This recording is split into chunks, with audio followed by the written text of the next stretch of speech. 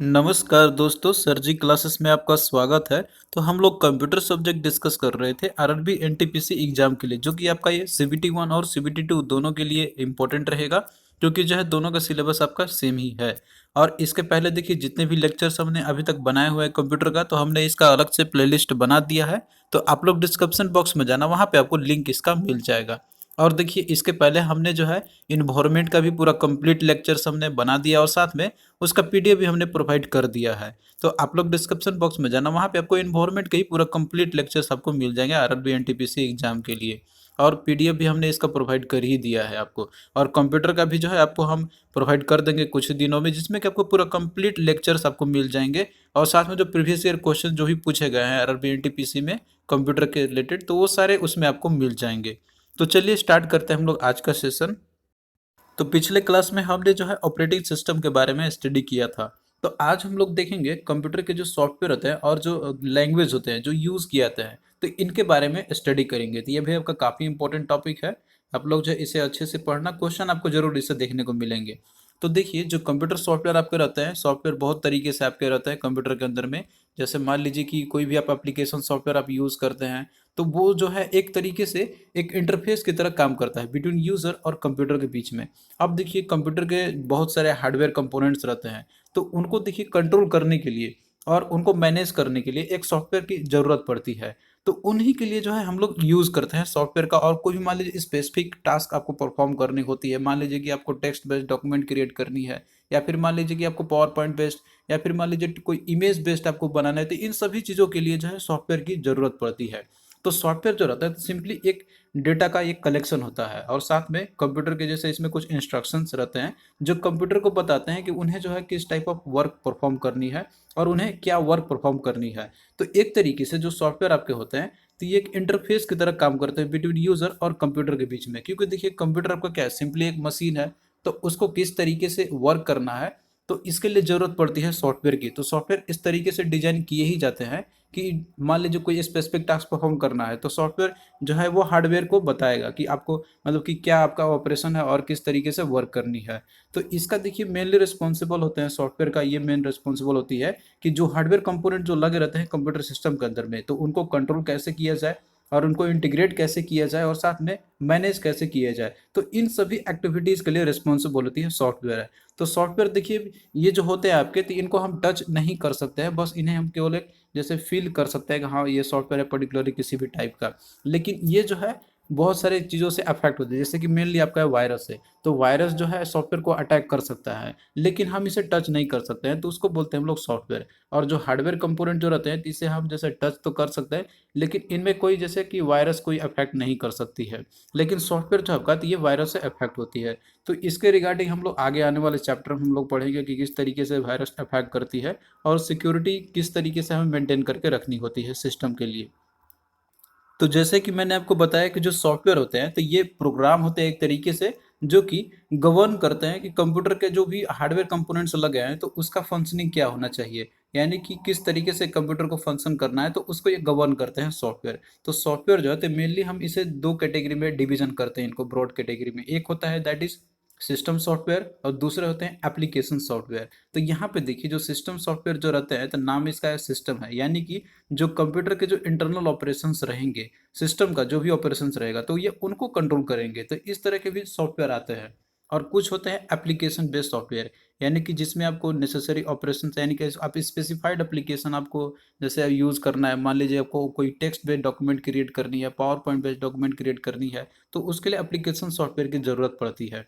तो यहाँ पे भी फर्दर इनका कैटेगराइज किया है। जैसे सिस्टम सॉफ्टवेयर की यदि हम बात करते हैं, तो इसके अंदर में भी आपके रहते हैं दो टाइप। एक आपका रहता है सिस्टम मैनेजमेंट सॉफ्टवेयर, और दूसरा रहता है डेवलपिंग सॉफ्टवेयर।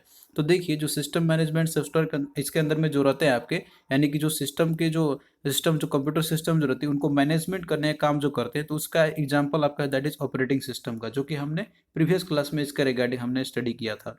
इसके अलावा डिवाइस ड्राइवर कुछ होते हैं आपके। जैसे कोई डिवाइस आप लगाते हैं, तो उसके लिए ड्राइवर की भी ज़रूरत पड़ती है, तो बिना उसके इंस्टॉल किए आपका जो है डिवाइस वर्क नहीं करेगा। और साथ में कुछ सिस्टम के यूटिलिटी सॉफ्टवेयर होते हैं, तो ये आपके हो गए सिस्टम मैनेजमेंट सॉफ्टवेयर के कैटेगरी के अंदर में। और कुछ होते हैं डेवलपिंग सॉफ्टवेयर, जैसे आपका हो गया प्रोग्रामिंग लैंग्वेज हो गया, या फिर जो लैंग्वेज ट्रांसलेटर, लिंकर या लोडर हो गए, तो ये सारे जो है डेवलपिंग सॉफ्टवेयर के अंदर में आते हैं।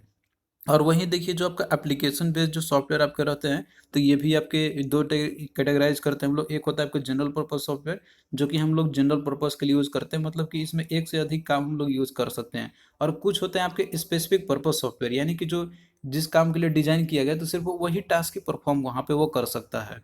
तो जनरल पर्पस में आपका एग्जांपल में आपका हो गया जैसे वर्ड प्रोसेसर आपका हो गया, प्रेजेंटेशन बेस्ड सॉफ्टवेयर आपका हो गया, जो आप पावर पॉइंट आप यूज़ करते हैं, और जो स्प्रेडशीट हो गया एम एस एक्सेल आपका हो गया, और इमेज एडिटर आपका हो गया। तो ये एक जनरल पर्पस सॉफ्टवेयर आपका हो गया। और बाकी कुछ स्पेशल पर्पस सॉफ्टवेयर भी आपके होते हैं, जैसे कि रिजर्वेशन सिस्टम हो गया आपका।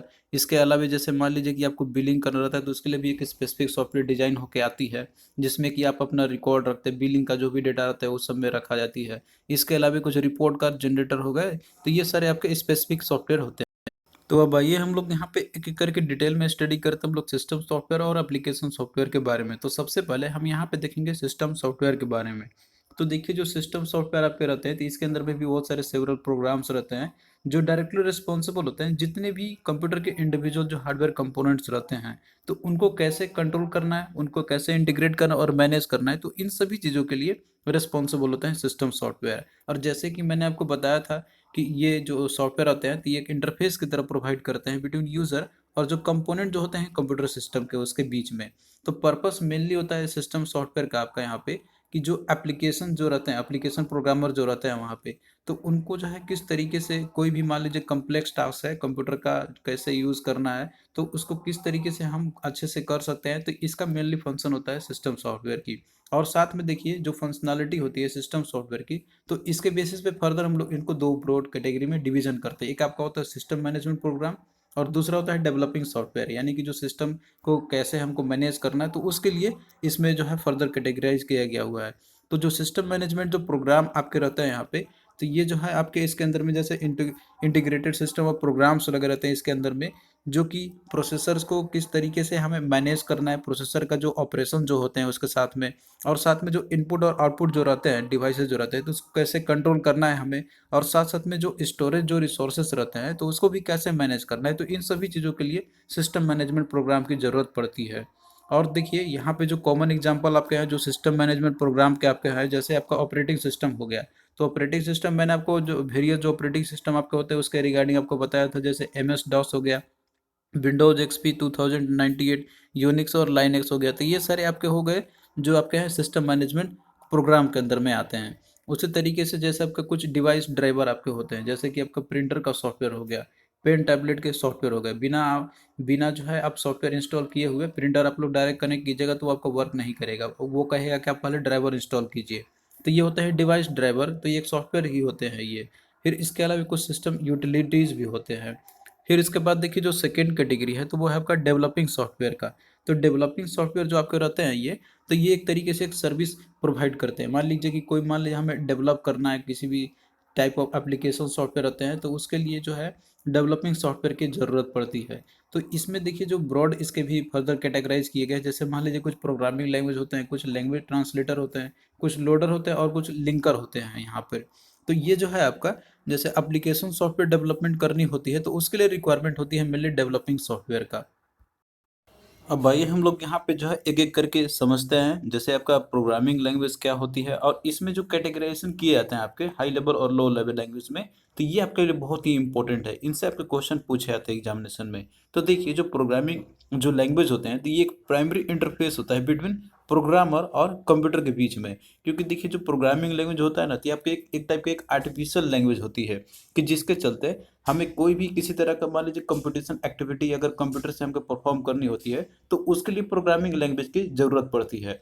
तो इसके लिए प्रोग्रामिंग लैंग्वेज को दो ब्रॉड कैटेगरी में इनको कैटेगराइज किया जाता है और इनको स्टडी किया जाता है। तो एक होता है आपका that is low level language, और दूसरा होता है हाई लेवल लैंग्वेज। तो यहाँ पे जो डिफरेंस है दोनों के बीच में, लो लेवल लैंग्वेज और हाई लेवल लैंग्वेज के बीच में, तो ये आपका है मेनली कि जो है वो किस तरीके से हार्डवेयर के साथ या कंप्यूटर के साथ वो इंटरफेस होते हैं यहाँ पे। तो देखिए जो लो लेवल लैंग्वेज जो आपके रहते हैं यहाँ पे, तो इनके अंदर मतलब की जरूरत नहीं होती है, मेनली बाइनरी नंबर पे ये अंडरस्टैंड करते हैं, यानी कि जो कंप्यूटर जो समझ सकता है वो होता है आपका लो लेवल लैंग्वेज। और जो हाई लेवल लैंग्वेज आपके होते हैं, तो इसमें जो है यूजर के मतलब कि यूजर के अंडरस्टैंडेबल फॉर्मेट में उसमें बहुत सारे इस तरीके से डिजाइन किए जाते हैं। तो जो लो लेवल लैंग्वेज है, तो इसका भी देखिए इसके अंदर में जैसे आपके आते हैं मशीन लेवल लैंग्वेज और असेंबली लैंग्वेज आती है।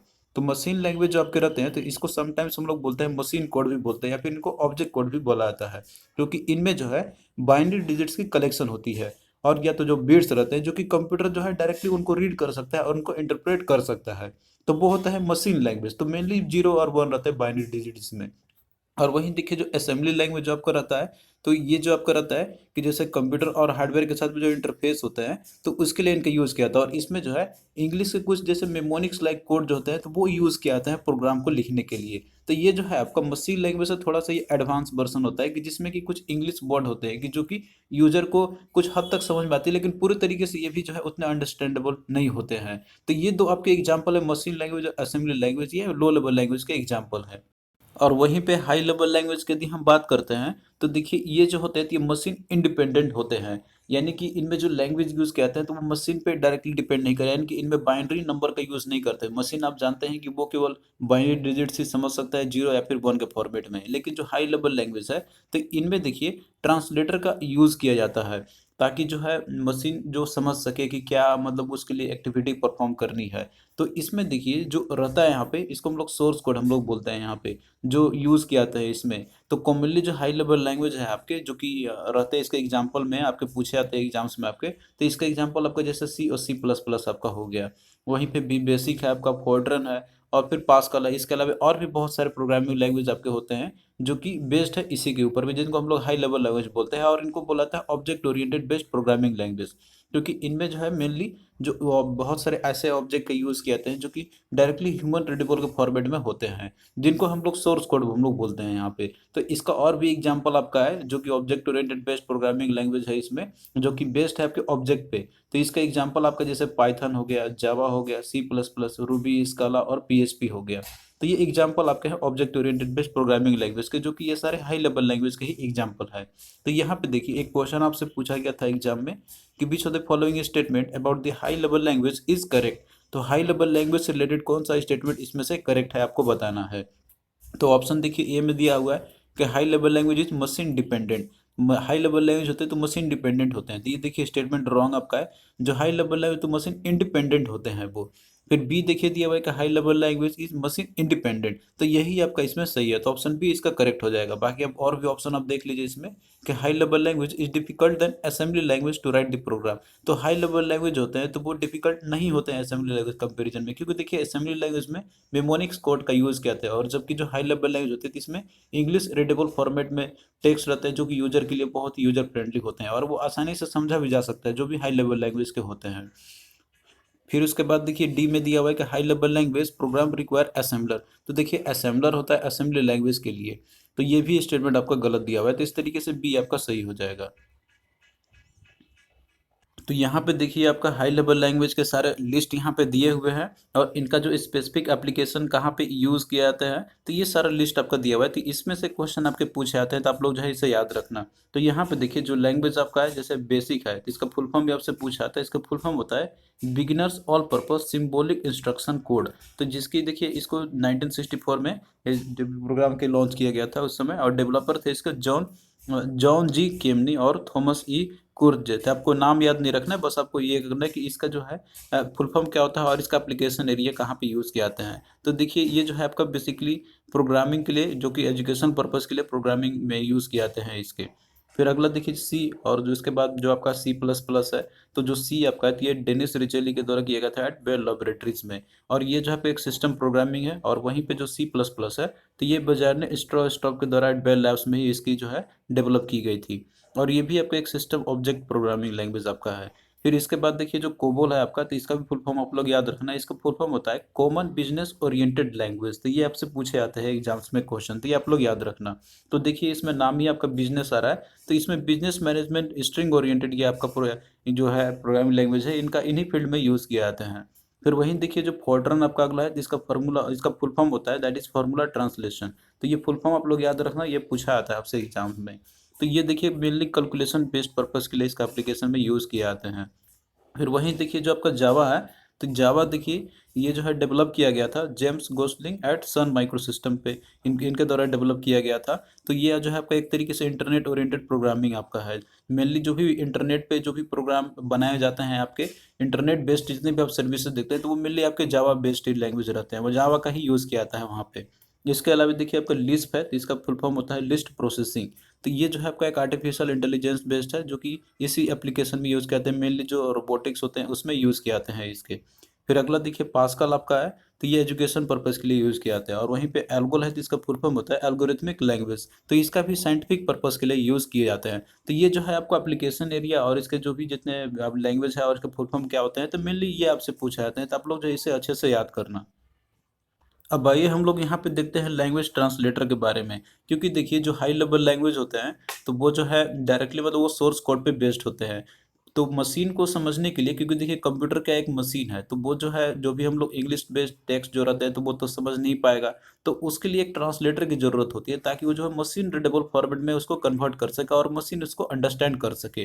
तो उसी के लिए ट्रांसलेटर की ज़रूरत पड़ती है। तो ये जो है प्रोग्रामिंग लैंग्वेज को मतलब कि कन्वर्ट करने में यूज़ करते हैं मशीन लैंग्वेज में। कोई भी प्रोग्रामिंग लैंग्वेज पर रहता है वो मेनली आपका जैसे हाई लेवल लैंग्वेज में रहता है तो उसको मशीन लैंग्वेज में कन्वर्ट करने के लिए यूज़ करते हैं लैंग्वेज ट्रांसलेटर का। तो जो ट्रांसलेटर प्रोग्राम आपके रहते हैं तो ये ऑब्जेक्ट कोड आपके कहलाते हैं। तो मेनली देखिए three kind of language translator होते हैं। तो पहला आपका हो गया असेंबलर, दूसरा है कंपाइलर और तीसरा है इंटरप्रेटर। तो देखिए इन तीनों को आप लोग अच्छे से समझना है यहाँ पे। इसमें थोड़ा सा कन्फ्यूजन आपको हो सकता है, लेकिन यदि आप लोग ध्यान से सुनिएगा तब आपको कोई कन्फ्यूजन नहीं होगी।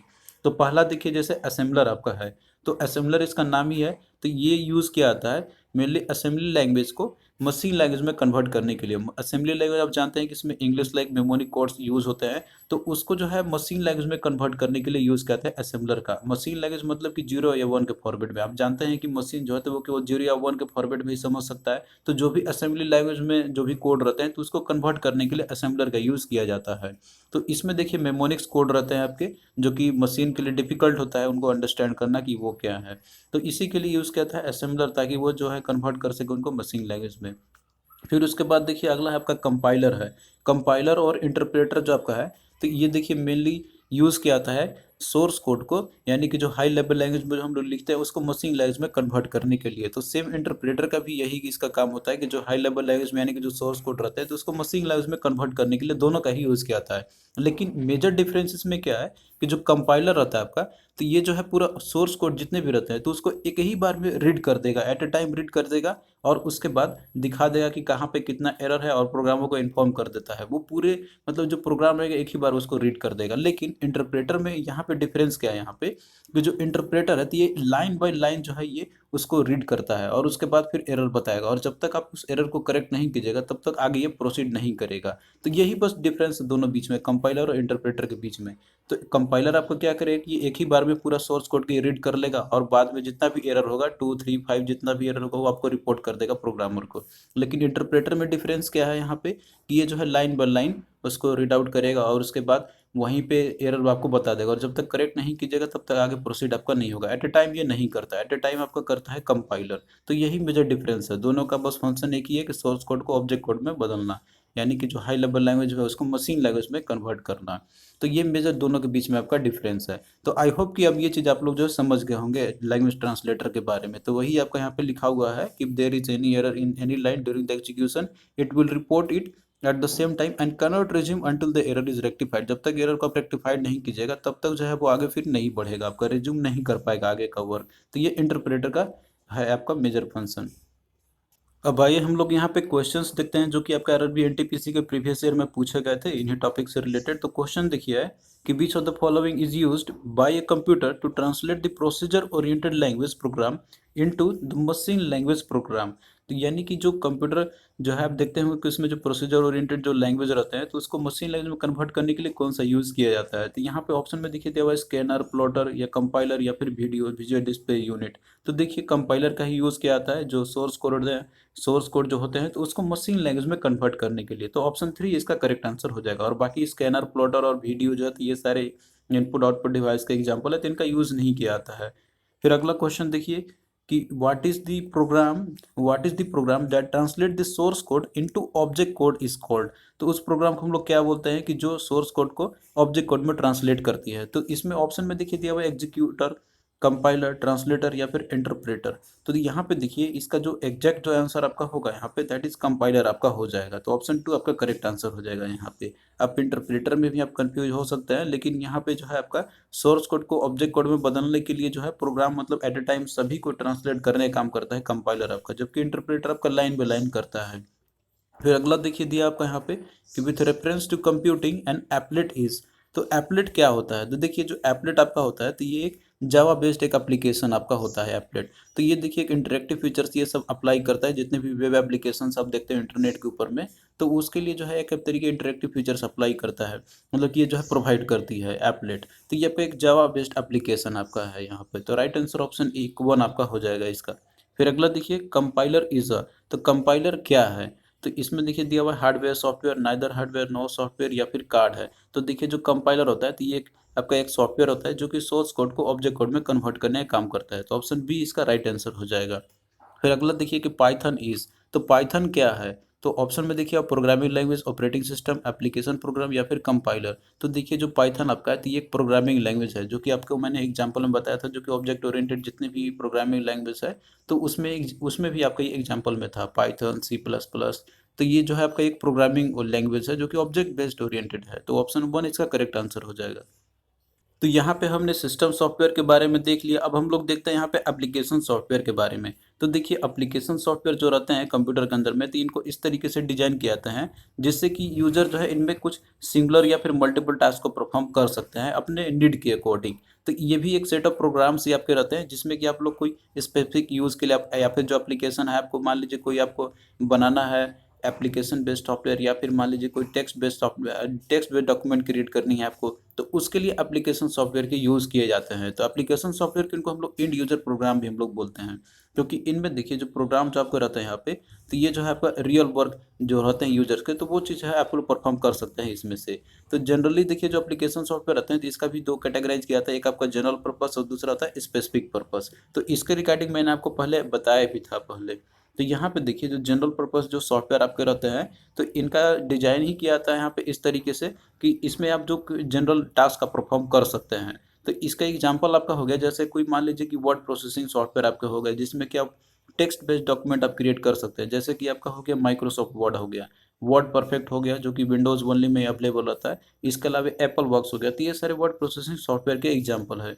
इसी तरीके से और भी रहता है जैसे प्रेजेंटेशन सॉफ्टवेयर हो गया जिसमें कि आप लोग पावर पॉइंट प्रेजेंटेशन आप बनाते हैं, जैसे कि आपका माइक्रोसॉफ्ट पावर पॉइंट हो गया और कोरल प्रेजेंटेशन हो गया। इसके अलावा भी कुछ इलेक्ट्रॉनिक स्प्रेडशीट्स भी रहते हैं जिससे कि आपका MS एक्सेल आपका हो गया, इसका एग्जांपल कोरल क्वार्टर प्रो हो गया और लोटस 123 हो गया। तो ये सारे आपका इलेक्ट्रॉनिक स्प्रेडशीट बेस्ड सॉफ्टवेयर है जो कि एप्लीकेशन जो कि जनरल पर्पस के वर्क के लिए यूज़ किए जाते हैं। इस तरीके से अगला एग्जाम्पल आपका है that is database management system का है। तो डेटाबेस मैनेजमेंट सिस्टम के जो एग्जांपल आपका है इसका जैसे माइक्रोसॉफ्ट एक्सेस है। तो ये जो है आपका एग्जाम में पूछा जाता है कि माइक्रोसॉफ्ट एक्सेस है तो ये क्या है, एक डेटाबेस मैनेजमेंट सॉफ्टवेयर सिस्टम आपका है। तो इसे आप लोग याद रखना। अब आइए हम लोग इसके अलावा और भी इम्पोर्टेंट क्वेश्चन को देख लेते हैं। तो यहाँ पे देखिए क्वेश्चन है कि the computer program that convert the assembly language to machine language is called. तो उस कंप्यूटर प्रोग्राम क्या बोलते हैं कि जो असेंबली लैंग्वेज को मशीन लैंग्वेज में कन्वर्ट करते हैं, तो इसको देखिए बोलते हैं हम लोग असेंबलर। तो ऑप्शन सी आपका करेक्ट आंसर इसका हो जाएगा। और हमने आपको जो है असेंबलर, कंपाइलर और इंटरप्रेटर के बारे में आपको अच्छे से बताया हुआ है, तो आप लोग जो है इसे आसानी से कर सकते हैं इस तरह के क्वेश्चन जब भी आपसे पूछे जाएंगे। तो फिर नेक्स्ट क्वेश्चन देखिए कि the first computer language developed was. तो कौन सा पहला कंप्यूटर लैंग्वेज है जो डेवलप किया गया था? तो देखिए इसका राइट आंसर आपका हो जाएगा that is Fortran. Option 3 correct answer आपका हो जाएगा। तो जो फर्स्ट कमर्शियली जो अवेलेबल था लैंग्वेज जो कि आपका है दैट इज फोर्ट्रन, जिसका फार्मूला होता जिसका पूरा फुल फॉर्म होता है फार्मूला ट्रांसलेशन। तो ये भी आप लोग याद रखना जो कि 1956 में इसे डेवलप किया गया था। लेकिन देखिए इसे फर्स्ट मैनुअली जो अपीयर हुआ था ये 1956 में, लेकिन डेवलप इसे पहले ही कर दी गई थी 1954 में, जो कि जॉन बेकर्स एक टीम था IBM में, तो इन्होंने डेवलप किया था इसको। फिर अगला क्वेश्चन देखिए कि which of the following is not a computer language. तो कौन सा इसमें से कंप्यूटर लैंग्वेज नहीं है? तो ऑप्शन में देखिए दिया हुआ SQL, DTH, फोर्ट्रन और पास्कल। तो इन तीनों में से आपका जो है ये SQL और फोर्ट्रन पास्कल ये तीनों जो है कंप्यूटर लैंग्वेज है, लेकिन DTH कोई एक कंप्यूटर लैंग्वेज नहीं है। तो ऑप्शन 2 आपका करेक्ट आंसर हो जाएगा। SQL का होता है स्ट्रक्चर क्वेरी लैंग्वेज, फोर्ट्रन का आपका है दैट इज फार्मूला ट्रांसलेशन, और पास्कल। तो ये सारे फुल फॉर्म भी आप लोग याद रखना। फिर अगला क्वेश्चन देखिए यहाँ पे आपका दिया हुआ है कि which of the following is a system software. तो सिस्टम सॉफ्टवेयर का एग्जांपल इनमें से कौन सा है? Database program, word processor, spreadsheets या फिर कंपाइलर। तो देखिए ये तीनों जो आपके हैं, डेटाबेस प्रोग्राम, वर्ड प्रोसेसर और स्प्रेडशीट, तो ये जो है आपके ये एप्लीकेशन सॉफ्टवेयर के एग्जांपल है। लेकिन जो कंपाइलर रहती है आपका सिस्टम सॉफ्टवेयर का एग्जांपल है। आपको मैंने डिफरेंशिएशन वहाँ पे दिखाया और एग्जांपल भी आपको मैंने दिखाया था, तो उसके बेसिस पे आप लोग आराम से कर सकते हैं इसको। तो ऑप्शन 4 करेक्ट आंसर हो जाएगा। फिर अगला देखिए कि computer language used on the internet is. तो कंप्यूटर लैंग्वेज कौन सा है जो इंटरनेट पे यूज किया जाते हैं मेनली? तो देखिए इसका राइट आंसर 3 हो जाएगा, दैट इज जावा। तो जावा लैंग्वेज है, ये मेनली इंटरनेट में यूज किए जाते हैं। तो इस तरीके से ऑप्शन 3 आपका करेक्ट आंसर हो जाएगा। तो देखिए यहाँ पे जो आपका ये पोर्शन था ये आपका पूरा फिनिश हो चुका है। और ये जो पोर्शन आपका है कंप्यूटर जो सॉफ्टवेयर है और साथ में जो लैंग्वेज है, तो ये आपका काफ़ी इंपॉर्टेंट है। इनसे एग्जाम में आपसे क्वेश्चन पूछे ही जाते हैं। तो आपको कैसा लगा ये लेक्चर आप लोग कमेंट करके ज़रूर बताना। और आगे भी जो है आपका कंप्यूटर का लेक्चर इसी तरीके से आपका चलता रहेगा। तो आप लोग से एक ही रिक्वेस्ट है कि आप लोग वीडियो को अधिक से अधिक शेयर करना अपने फ्रेंड्स के मुंह, ताकि हमें मोटिवेशन मिलता रहेगा। और साथ में देखिए हमने ऑलरेडी इन्वायरमेंट का पूरा कंप्लीट लेक्चर्स हमने अपलोड कर दिया है। और साथ में पीडीएफ भी उसका प्रोवाइड हमने कर दिया है। और कंप्यूटर का भी जो है पीडीएफ आपको हम कुछ दिन में आपको प्रोवाइड कर देंगे। तो आप लोग बने रहना हमारे चैनल के साथ। हम आपको जो पूरा कंप्लीट जनरल स्टडी आपको प्रोवाइड करेंगे और टू द एग्जाम ओरिएंटेड ही आपका रहेगा, जैसा कि हम बाकी और सब्जेक्ट आपको पढ़ाते आए हैं। तो जो आपके एग्जाम के लिए काफ़ी इंपॉर्टेंट रहेगा। तो चलिए दोस्तों मिलते हैं नेक्स्ट वीडियो में, तब तक के लिए बाय।